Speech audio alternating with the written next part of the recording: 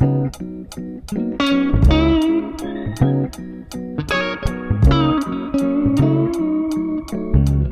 Scorpio, welcome to your July 2024 horoscope.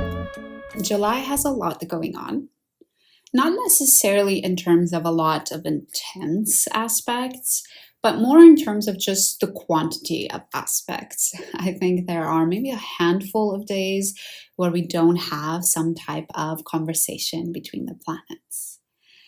All of that being said, this is why I am not going to get into every single aspect in this horoscope. Instead, I'm going to focus only on the most essential ones, the ones that are going to be felt the most intensely. If, however, there is a day that I don't mention here in this horoscope that you're still feeling some type of way, a lot is coming up for you, please do honor that. Please take the time and the space to ground yourself and to reflect on what's coming up and perhaps the lessons that you're learning with it. On July 2nd, we have one of the bigger events of the month, which is Neptune going retrograde. This is happening in your 5th house, Scorpio. And Neptune will stay retrograde until December of this year. Neptune has been in your 5th house since 2011, so I know that has been a while. And Neptune in your 5th house is getting you in touch with the dreams that you used to have as a small child. The dreams of self-expression, the dreams of playing all day and having fun, the dreams of imagining that you would one day be a princess or own a castle. And Neptune has been trying to see whether some of those dreams, some of that essence of play and fun and pleasure could perhaps also be incorporated into your daily life here, practical life on this earth. Now that Neptune is retrograde, you might be reflecting on all of these themes and considering what has happened, the actions that you have taken, and whether you would like to perhaps do something differently.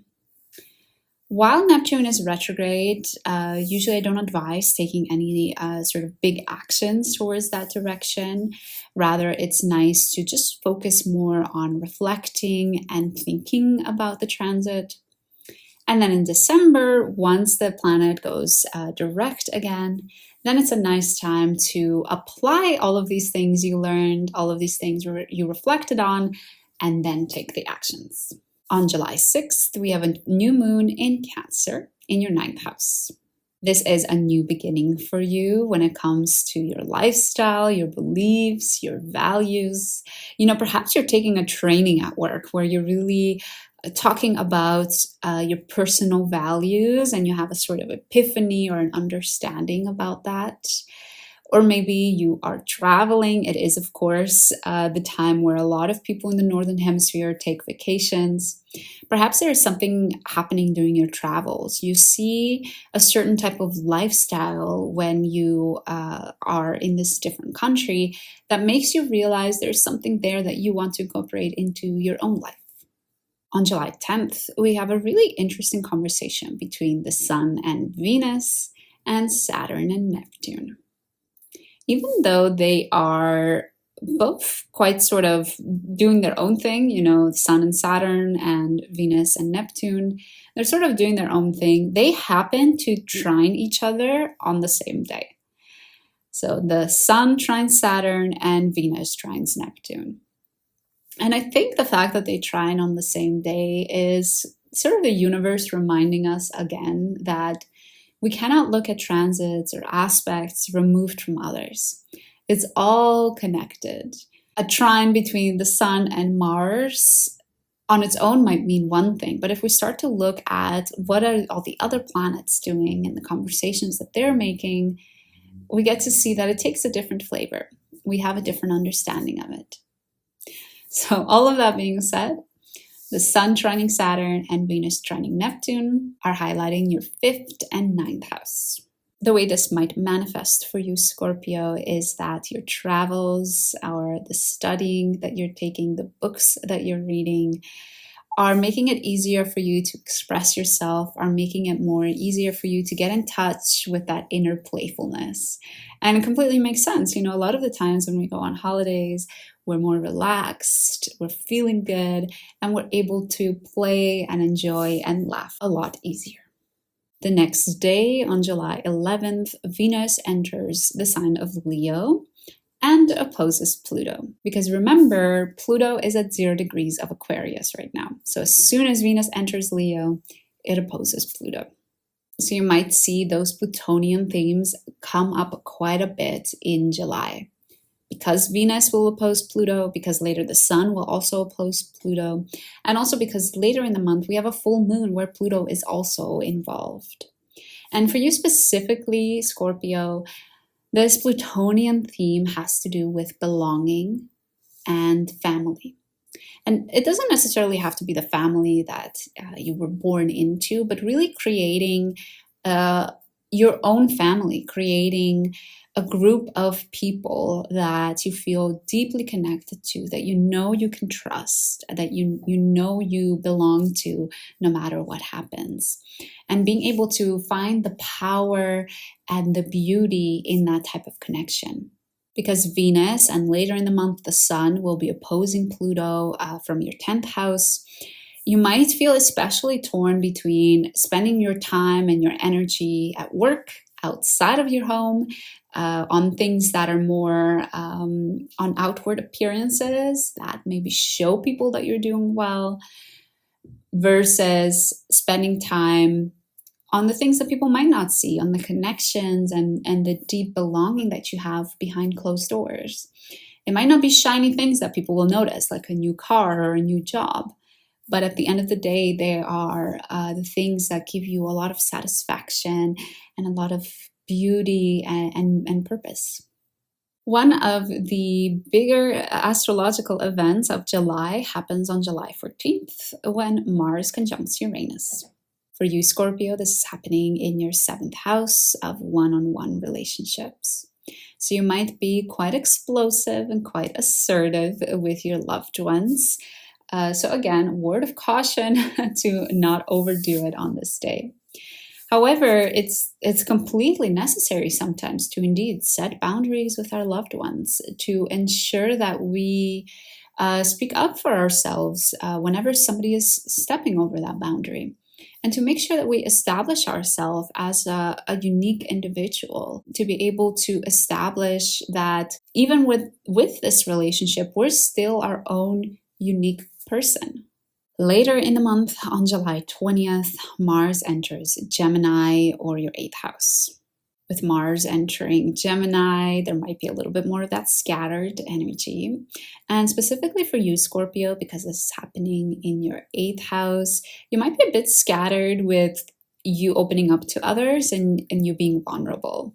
I can see this as you're perhaps opening up and being vulnerable and sharing how you're feeling with different types of people, and perhaps a lot of people, and perhaps you're quite scattered also with what you share. You sort of jump from topic to topic and you share a little bit of everything.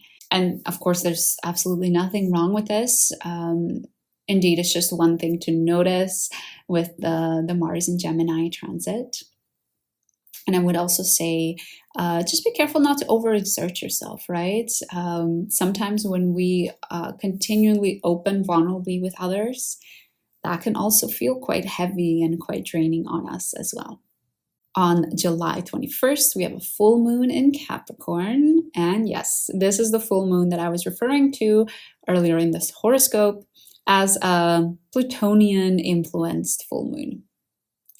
So even though the moon is in Capricorn, it's at 29 degrees of Capricorn, it is still quite close to Pluto in Aquarius. They're about 1 or 2 degrees away from each other.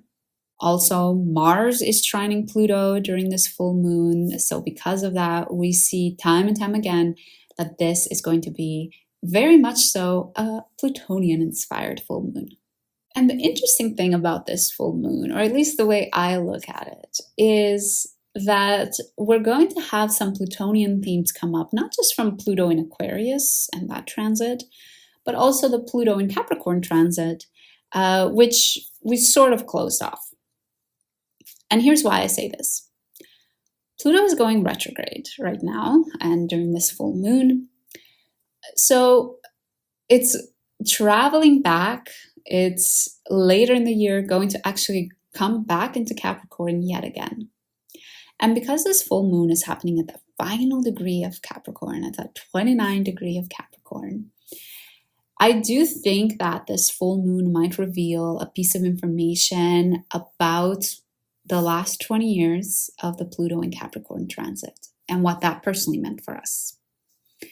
I don't see this revelation necessarily as something negative or something shocking.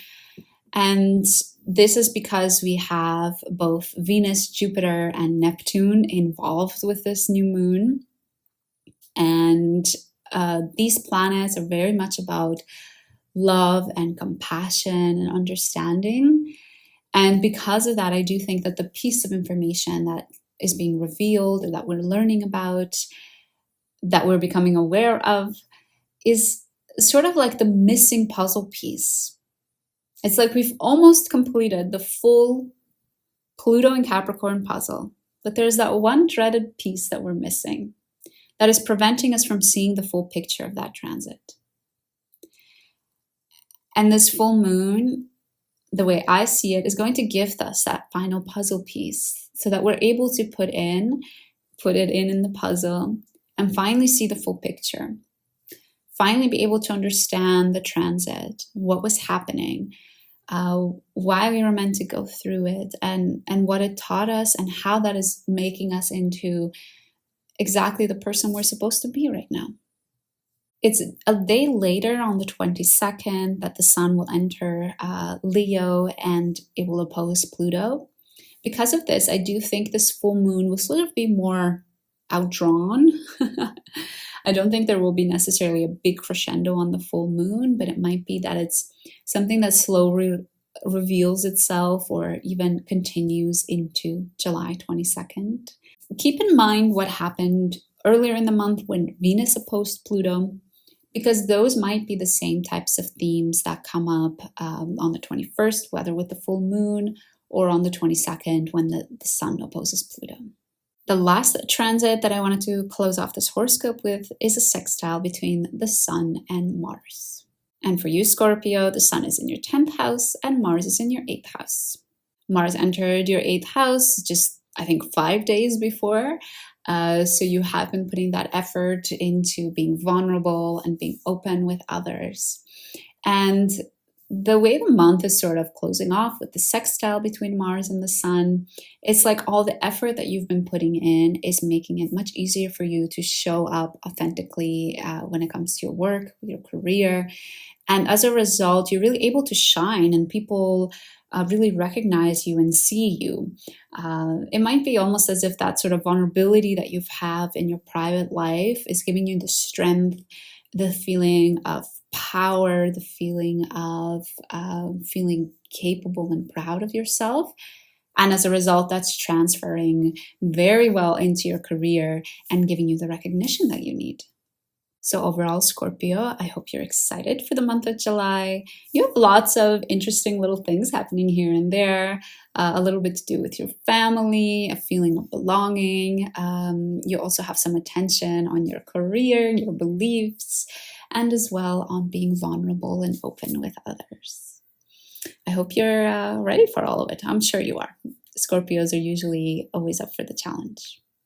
Before you go, Scorpio, I wanted to remind you that I am doing a giveaway. When we reach 1,000 subscribers on this channel, I will give one of you a free reading. So make sure you subscribe. Thanks for joining me again, and I hope to see you again soon.